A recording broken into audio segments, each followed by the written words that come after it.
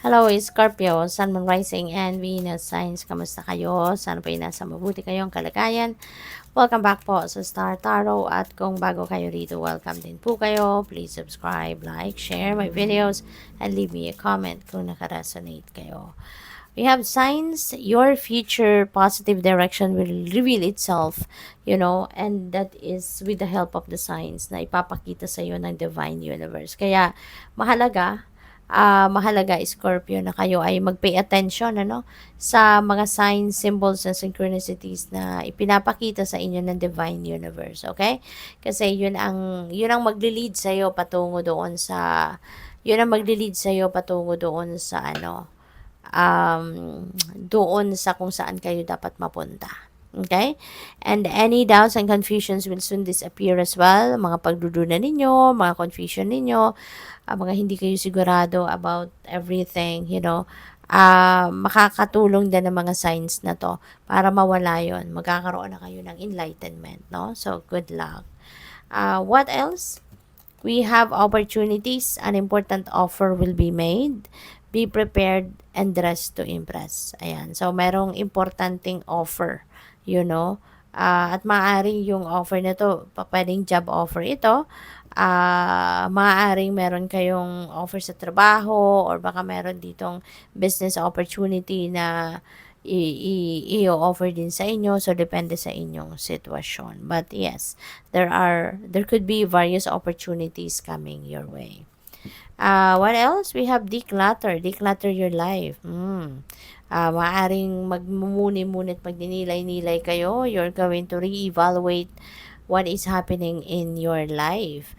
And declutter your life and let go of correspondence. Okay? Let go of correspondence. Objects and people that you no longer want. So, kung ano yung mga bagay, sitwasyon, tao na hindi na nagdudulot ng hindi na nagdudulot ng highest good, no? Hindi na nagsiserve ng highest good ninyo, maaring ito yung mga tatanggalin ninyo sa buhay ninyo sa ngayon, okay? Someone will hurt your feelings as well and reveal a new side of themselves that you may wish to avoid. Ayan. So, maaring isa din ito sa pwedeng tatanggalin nyo na sa buhay mo, 'di ba?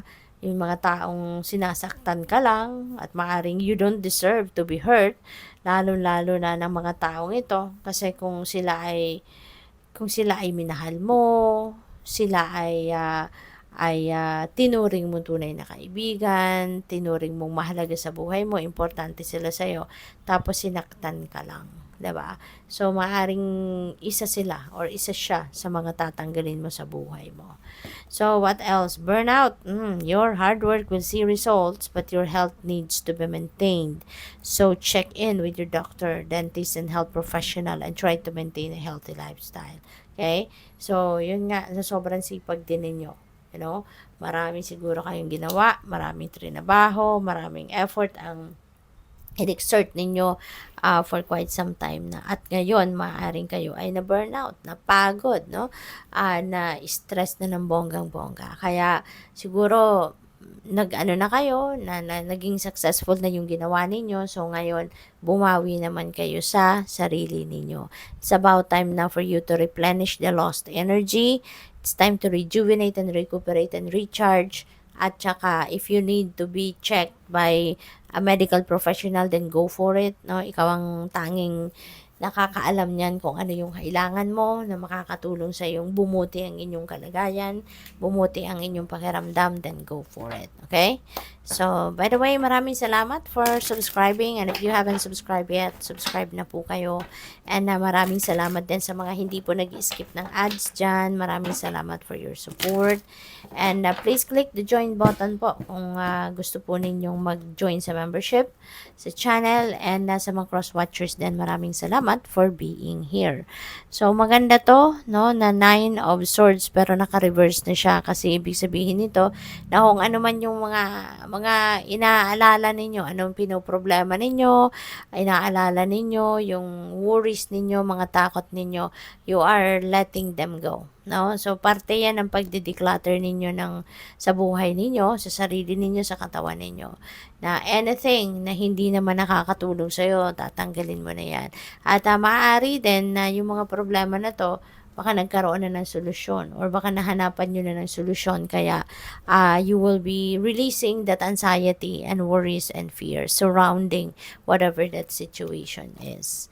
We have 6 of Pentacles. Maaring ang pinoproblema ninyo rito pera, but abundance is coming, prosperity is coming, no?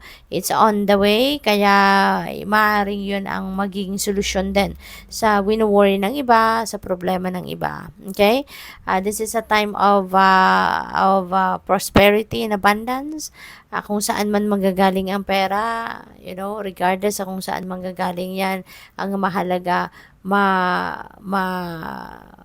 mapoprovide mo na, no, sa kung ano man ang mga kinakailangan ninyong bayaran, anong mga financial obligations ninyo siguro, may mga pangangailangan kayo sa pera sa ngayon, and with this money coming in, mababayaran nyo na yan, diba? Matutugunan ninyo ang pangangailangan, at saka hindi lang yan, maaaring makapag-save din kayo, no? Makapagtabi pa kayo ng konti.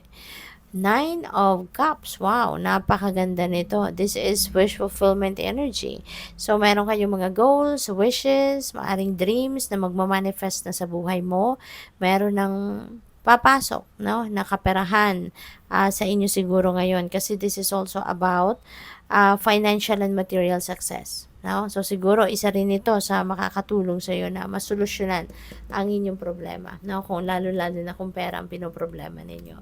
So, you're going to be happy kasi this is also time of happiness and joy. Kasi nga, kung ano yung wish mo, makukuha mo na, diba? Ito yung mga heart's desires ninyo, makukuha mo na. Kaya, sino naman ang hindi magiging masaya? We have 3 of Wands. Magta-travel ang iba sa inyo dito, Scorpio. Maaring sa ngayon, naghihintay na kayo ng sasakyan ninyo, no? Or baka naghihintay na ng travel time ang iba sa inyo, or travel date. Kaya, good luck sa'yo, at mag-iingat kayo kung saan man kayo pupunta. Maaring yan ay pasyal na travel, maaring yan ay related sa expansion, mag-aaral siguro kayo sa ibang bansa, magtatrabaho sa ibang bansa, baka ang iba sa inyo is magmamigrate na sa ibang bansa, or baka yung travel na to, ito ito related siguro sa travel industry, no, yung expansion ninyo or kung ano man yung balak ninyong gawin, baka kung trabaho man yan or business, no, maybe nakasentro sa pagta-travel talaga, no, yung bagay na ito. So, good luck po. Thank you for watching, Love and Light. Namaste.